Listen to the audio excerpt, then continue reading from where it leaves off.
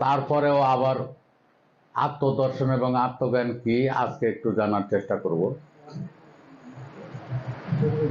এই আত্মদর্শনকে ইংলিশে বলে ইন্ট্রোস্পেকশন, আর আরবিতে এটাকে বলে এলমে তাসাউফ। এলমে তাসাউফের দুটো অংশ, একটাকে বলে মুহলিকাত আর একটাকে বলে মঞ্জিয়াত। মৌলিকাত এটা ধ্বংসাত্মক, এটা আবার দুই ভাগে বিভক্ত, আর মঞ্জিয়াত আবার দুই ভাগে বিভক্ত।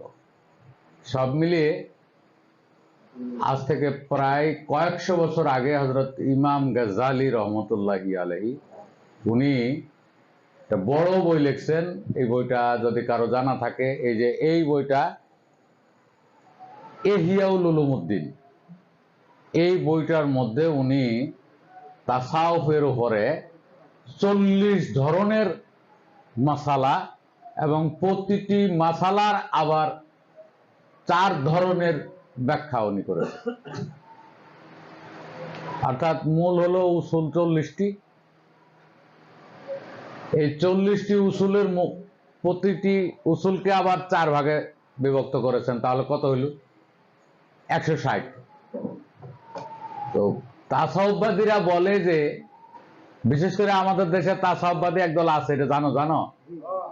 কোথায় এদের আশ্রম? হলো কিশোরগঞ্জের নিকলিতে আছে বিশ্ব তাসাউফ অভিযান। আর এটার মূল চালিকা কেন্দ্র হলো বরিশালের দুধল। মুফতি হাতেম আলী সাহেব এটা প্রবর্তন করেন বিশ্ব তাসাউফ অভিযান। তারই ছেলে এখন আছে শাহ আব্দুল শাকুর মদাজিল্লাহুল আলিয়া, উনি আমার গুরুদেব, ওনার কাছেও আমি দীক্ষা নিয়েছি। এখন উনি কিশোরগঞ্জের নিকলিতে থাকেন। বিশ্ব তাসাউফ অভিযানের যারা নিয়ন্ত্রক পরিচালক, তারা মনে করে যে বিশ্বের প্রতিটি মানুষকে মানে এই 40টি উসুল অবশ্যই জানতে হবে এবং প্রত্যেককে প্রতি উসুলের আবার 4 ধরনের মাসালা জানতে হবে। এটা জানা ফরজ হওয়ার জন্য তারা মনে করে, এবং ওই অনুযায়ী তাদের অনেক বই পুস্তকও রচিত হয়েছে। তারা বলে যে একটা বিষয়কে জানতে এবং বুঝতে অবশ্যই ওই বিষয়টা কানে শুনি আর চোখে দেখি অন্তত 4টা প্রশ্ন করতে হয়। কাকে বলে, কত প্রকার, এর উপস্থিতি, আর অর্জন বর্জনের উপায়, ভালো হলে অর্জন আর মন্দ হলে বর্জন। 4 ধরনের মাসালা জানতে হবে। তাহলে 40টা উসুলের 4 ধরনের মাসালা হলে 160টি হয়। এই টোটাল তাসাউফ জগতের সারা বিশ্বের উসুল এই 40টি। এটাকে বলা হয় আত্মদর্শন বা এলমে তাসাউফ। এই জন্য তাসাউফবাদীরা বলে তাসাউফ অর্জন করা ফরজ, আর শরীয়তবাদীরা বলে যে তাসাউফের কোনো প্রয়োজন নাই, এলমে শরীয়তের অংশটুকু জানলেই চলবে। এরাও কোরআন দিয়ে দলিল দেয়, এরাও কোরআন দিয়ে দলিল দেয়। এরা বলে যে তাসাউফ ছাড়া কোনো মানুষ আত্মশুদ্ধি করতে পারবে না, আর ওরা বলে যে এই শরীয়তের অংশটুকু গ্রহণ করলে চলবে, তাসাউফের তেমন প্রয়োজন নাই। আর তাসাউফকে যারা ফরজ বলে ওরা কোরআন অস্বীকার করে, তাসাউফ ফরজ না, ওরা বলে তাসাউফ ফরজ। এই যে কন্ট্রোডিকশন হয়ে আছে দীর্ঘদিন ধরে, এরাও বটমলেস বাস্কেট, এরাও বটমলেস বাস্কেট, মানে তলাহীন ঝুড়ি। এই যে দুই দলে যে গন্ডগোল করতেছে দীর্ঘদিন ধরে, মারামারি হয়েছে বহু জায়গায়, দুইজনে কিন্তু দুই দলই বটমলেস। পবিত্র কোরআন যে দুই দলকে একসঙ্গে কম্বাইন করে বলছে যে লিকুল্লি জালনা মিনকুম শিরাতাও ওয়া মিনহাজা, তোমাদের প্রত্যেকের জন্য এলমে শরীয়ত এবং এলমে তাসাউফ বা এলমে মিনহাজ দুটোই দেওয়া হয়েছে। একটাকেও অস্বীকার করলে সে আর এই কোরআন মানল না। যে কোনো একটিকে অস্বীকার করতে পারবে না। এই দল ওই দলকে অস্বীকার করছে, ওই দল এই দলকে অস্বীকার করছে, এরা দুই দলই বটমলেস না? বুঝে আসে? এই দল বলছে যে তোমাদের ওইটা ফরজ না, ওই দল বলছে যে তোমাদের এই শরীয়তের সাথে পাশাপাশি এলমে তাসাউফটা ফরজ। তো এই দল ওই দলকে স্বীকার করে না, আর ওই দল এই দলের মতকে স্বীকার করে না। তো দুই দলই কিন্তু অর্ধেক নাই। এই দলও অর্ধেক অস্বীকার করতেছে, এই দলও অর্ধেক অস্বীকার করছে। আর আমরা যে আত্মদর্শনের কথা বলছি, আমরা কিন্তু অস্বীকার করার ভিতরে নাই। আমরা পবিত্র কোরআন থেকেই বলছি যে তোমাদের প্রত্যেকের জন্য দুটো বিধান দেওয়া হয়েছে, একটা এলমে শরীয়ত আর একটা হলো এলমে তাসাউফ। এটা গুরুবাদ আর একটা হলো শরীয়ত। একটা হলো আমরা বলি একটা সমাজ শাসন বিদ্যা বা সমাজ শাসন তন্ত্র, আর একটা হলো গুরুবাদী তন্ত্র। দুইটা দুই রকম। তারপরেও প্রতিটা মানুষের জন্য এই দুইটাই পবিত্র কোরআন আমাদের জন্য আবশ্যক করেছে। এটা এটা ফরজের পর্যায়ে পড়ে। লিকুল্লি জাল না, তোমাদের প্রত্যেকের জন্য নির্ধারণ করা হয়েছে, দেওয়া হয়েছে, প্রদান করা হয়েছে মিনকুম শিরাতা ওয়া মিনহাজা, এলমে শরীয়ত এবং এলমে মিনহাজ, এটা প্রত্যেকের জন্য নির্ধারণ করা হয়েছে। যদি কোরআনের আয়াত, এর ভিতরে কোনো ভুল নাই। আর এ ধরনের আয়াত থেকে ফরজ সাব্যস্ত হয়। এই যে ফরজ ফরজ করে না, এই ধরনের আয়াত দ্বারা ফরজগুলো সাব্যস্ত করে শরীয়তবাদীরা। মনে থাকবে? তাহলে এইটা ফরজের আয়াত। হযরত ইমাম মালিকি মাযহাবের প্রবক্তা। মাযহাব চারটি, হানাফি, শাফি, মালিকি আর হাম্বলি। চারটা মাযহাব হলো সারা বিশ্বে বড়, ছোট ছোট মাযহাব আরো আছে। তো মালিকি মাযহাবের প্রবক্তা হযরত ইমাম মালিক, উনি আর একটা উক্তির ভিতরে বলেছেন যে মান তাফাক্কাহা ওয়া লাম ইয়াতাসাওয়াফা ফাকাত তাফাসসাকা ওয়া মান তাসাওয়াফা ওয়া লাম ইয়াতাফাক্কাহা ফাকাত তাজান্দাকা ওয়া মান জামা বাইনাহুমা ফাকাত তাহাক্কাকা। বাংলা অর্থ হলো, যে ব্যক্তি শুধু ইলমে শরীয়ত শেখে এবং মানে আর ইলমে তাসাউফকে অস্বীকার করে, ওই ব্যক্তি পাপী। আর যে ব্যক্তি শুধু ইলমে তাসাউফ শেখে, মানে ইলমে শরীয়তকে অস্বীকার করে, মানে না, শেখে না, ওই ব্যক্তি ধর্মহীন, জিন্দিক। আর যে ব্যক্তি ইলমে শরীয়ত এবং ইলমে হাকিকত এই দুটোই শেখে, মান্য করে, শ্রদ্ধা করে, ওই ব্যক্তি হলো মুহাক্কিক। ফাকাত তাহাক্কাকা মানে ওই ব্যক্তি হলো মুহাক্কিক। তাহলে ইলমে শরীয়ত আর ইলমে হাকিকত বাদ দেওয়ার উপায় নাই। এখন কেউ যদি ইলমে শরীয়তকে বাদ দিয়ে ইলমে মারিফত করে, এটাও যেমন ওই পর্যায়ে পড়লো, জিন্দেক।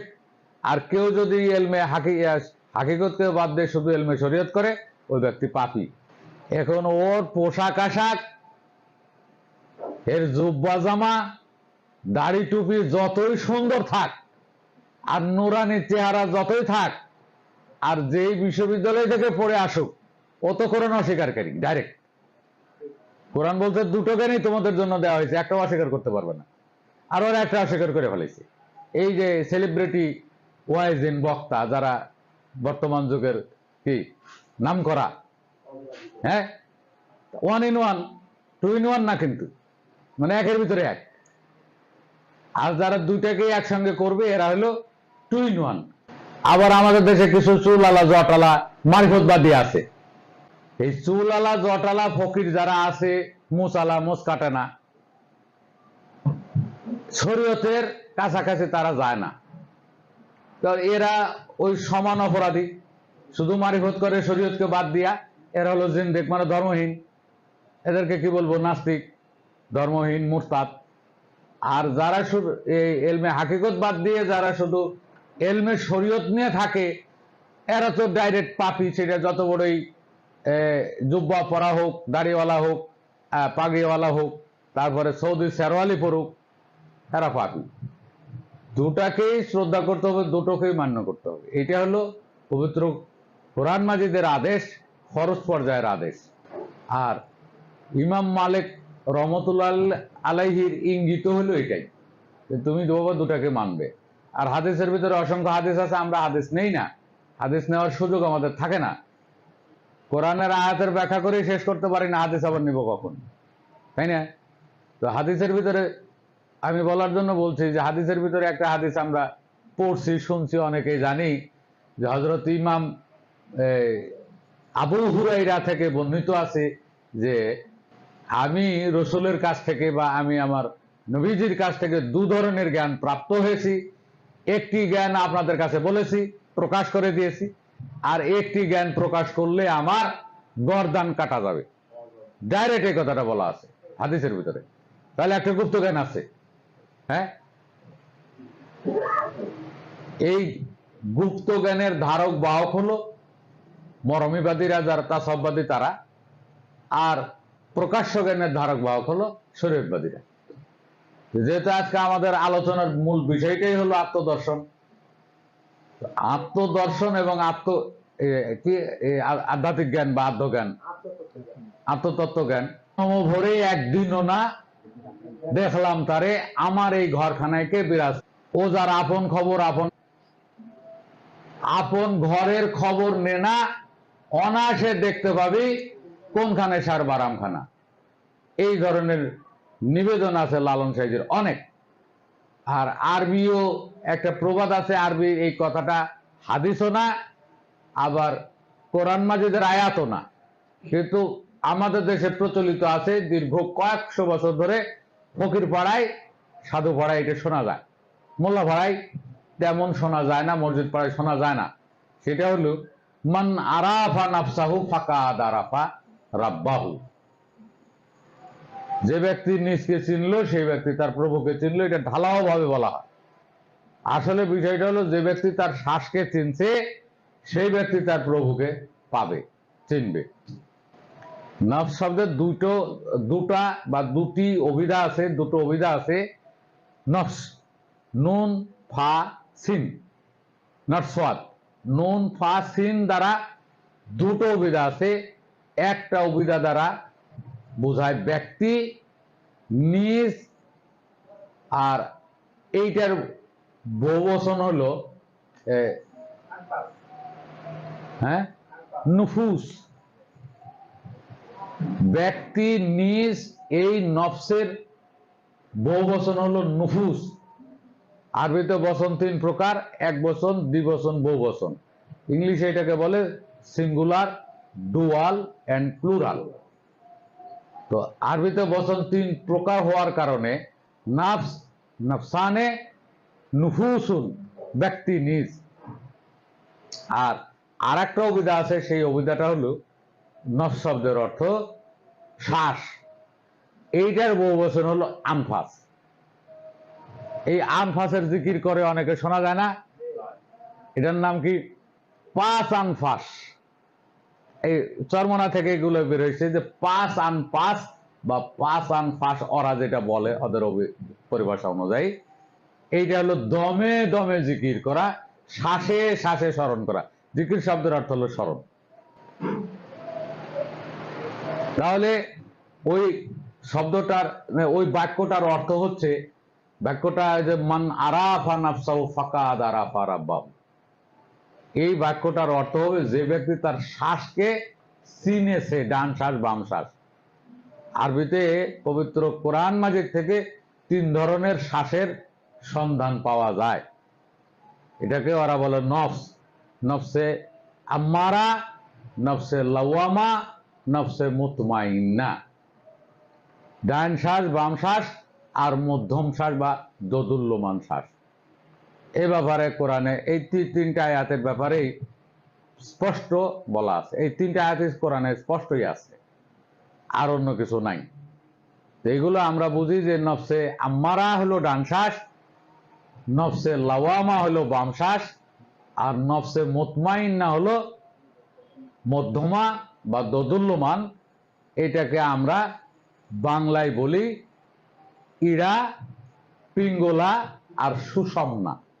সুষমনা হলো স্বয়ং স্পাইনাল কর্ড বা মস্তিষ্ক থেকে মেরুদণ্ডের মধ্যে দিয়ে যে মোটা শিরাটা গেছে, এইটাকে বলা হয় স্পাইনাল কর্ড ইংলিশে। আর এইটাকে ফার্সিতে বলে কিমিয়াস রগ। রগ শব্দটা ফার্সি, কিন্তু কিমিয়াস রগ, মোটা শিরা। বুঝাইছে? এই মোটা শিরাকে বলা হয়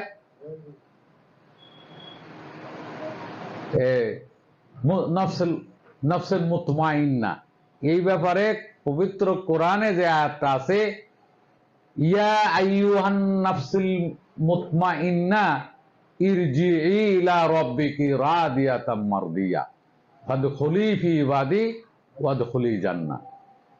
এটা হলো ওই নফসে মুতমাইন্নার আয়াতটা। আর নফসে আম্মারার আয়াতটা হলো ইন্না নাফসি আম্মারাতু বিসুই। বাংলা অর্থ হলো নিশ্চয় নফসে আম্মারা মন্দ প্রবণ। নফসে আম্মারা মন্দ প্রবণ, এইটার যদি অরিজিনালিটি, এইটার বাস্তবতা জানা না থাকে, কোন নফস, ওরা কাকে নফস বলে, কেউ সেক্সুয়াল অর্গান বা যৌনতন্ত্র কেউ নফস বলে, নফস ঠিক করেন আগে, আপনার কিন্তু নফস ঠিক নাই, এই ধরনের ফকির পাড়ায় কথা আছে না, নফস তো ঠিক হয় নাই। ওরা নফস মানে বোঝেই যে সেক্সুয়াল অর্গান বা যৌনতন্ত্র, তার মানে ওরা বোঝে যে এই শিশ্ন আর যোনি হলো নফস। আবার কেউ কেউ বলে যে নাভির নিচের যারা সাধন করে তাদের কিন্তু ফকিরি নাই, নাভির নিচে কোনো ফকিরি নাই, ফকিরি নাভির উপরে আছে, ফকির পরে এইসব কথা আছে, ভালো করে বোঝো। ওর বাপে হইলো নাভির নিচে, আর দাদাও নাভির নিচে, ওইও নাভির নিচে ফকির, আর ওই বলে বেড়াইতেছে নাভির নিচে কোনো ফকিরি নাই। বুঝতে পারছো? এই কথাটার রহস্য হইল যে জরাও মুখটা যে জায়গায় পড়ে সেটা নাভি মূলে পড়ে, নাভি মূলের উপরে জরার তলাটা, আর জরার যে মুখটা সেটা নাভি বরাবর পড়ে। এই নাভি থেকে জনিনালীর মুখ পর্যন্ত যে 6 ইঞ্চি বা 7 ইঞ্চি জায়গা, এইটা হলো জনন নালী বা জনিনালী। তাহলে বোঝা গেল যে ওরা এই জনিনালীতে বা জনন নালীতে সাধন ভজন করে না, ওই যে ওই ফকিররা, নাভির নিচে কোনো সাধন ভজন নাই। হ্যাঁ, এই যে এই কথাটা যে পুরা বাটপাড়ি, পুরা মূর্খতা, পুরা অজ্ঞ। পবিত্র কোরআন কি বলছে? পবিত্র কোরআন বলছে ইন্না জাহান্নামা কানাত মিরসাদ, নিশ্চয় নরক হলো মহাকাশ গবেষণা কেন্দ্র। ভালো করে বোঝো। তাহলে এখানে নরক দ্বারা জনন নালীকে বুঝাইছে, আর মিরসাদ বা অবজারভেটরি, ইংলিশে বলে অবজারভেটরি, আর বাংলায় বলে মহাকাশ গবেষণা কেন্দ্র। এই মহাকাশ গবেষণা, মহাকাশটা হলো এখানে জরায়ু। ওই যে আকাশ পাতাল সূত্র, আমার এই যে এই বইটা দেখবে আধ্যাত্মিক সূত্রাবলী, এই বইটার ভিতরে আকাশ পাতাল সূত্রটাই যাবে। আকাশ পাতাল সূত্রটা যখনই দেখবে, আকাশ ভূমিও হতে পারে, আকাশ পাতালও হতে পারে ক্ষেত্র বিশেষে, ওই সূত্রে লেখা আছে যে প্রেক্ষিত যাই হোক, শক্তিশালীটা আকাশ আর দুর্বলটা হলো ভূমি বা পাতাল, বড়টা আকাশ, ছোটটা ভূমি বা পাতাল। এই একটা সূত্র দ্বারা কিন্তু তুমি সারা পৃথিবীর এই যত মরমিবাণী আছে, এই যেমন জালাল, লালন, বিজয়, দ্বিজদাস, হাওড়ে গোসাই, রাধারমন, রাধাবল্লভ, এদের যতগুলো মরমে বাণী আছে, আর সাম্প্রদায়িক জগতে যতগুলো ধর্মগ্রন্থ আছে, ধর্মগ্রন্থ প্রায় শতাধিক হতে পারে। আমার এই যে এই বইটার নাম হলো আধ্যাত্মিক বিদ্যা পরিচিতি, এখানে দেখবে বিশ্ববিখ্যাত 27টা ধর্মগ্রন্থের নাম দেওয়া আছে। 27টা তো আছেই, আবার একই ধর্মগ্রন্থের অনেকগুলো মতবাদ গড়ে উঠছে। তাহলে সারা পৃথিবীতে এখন সাম্প্রদায়িক মতবাদ আছে 4300। উইকিপিডিয়া অনুযায়ী, উইকিপিডিয়ার ছাড় দেওয়া দেখবে যে উইকিপিডিয়া অনুযায়ী এখন পর্যন্ত সারা বিশ্বে সাম্প্রদায়িক মতবাদ, যেটা ধর্মীয় মতবাদ, এই উগ্রবাদ, সাম্প্রদায়িকবাদ, এর সংখ্যা প্রায় 4300, 4300। এই 4300 সাম্প্রদায়িক মতবাদের মধ্যে প্রায় শতাধিক ধর্মগ্রন্থ আছে। এই সকল ধর্মগ্রন্থ তোমার মুখস্থ হয়ে যাবে, একটা সূত্র দ্বারা অর্ধেক শেষ। ভালো করে বুঝো। আমি কিন্তু আলোচনায় বলি যে 70,000 গান লিখছে, 70,000 পর্দার আড়ে থাকে কাদের গনি, মানে আল্লাহকে মিন করতেছে আর কি। আমি আমার আলোচনায় বলি যে তোর 69,999টাই আমার আলোচনায় কাটবে। কিসের পর্দা ছিল? জ্ঞানের পর্দা। কিসের পর্দা ছিল? জ্ঞানের পর্দা। খুব ভালোভাবে মনে রাখতে হবে। আমার আলোচনা শুনলে একটা পর্দা খালি বাকি থাকবে, যেটা লালন বলতে যে আমি কেমনে খুলি বসে ঘর দেখিব চোখে, একটা বাকি থাকবে। আর 69,999টাই শেষ। এ হলো এক ব্যাখ্যা। আর দ্বিতীয় ব্যাখ্যা হলো 70,000 পর্দার আড়ে থাকে কাদের গনি। এই যে আমার এই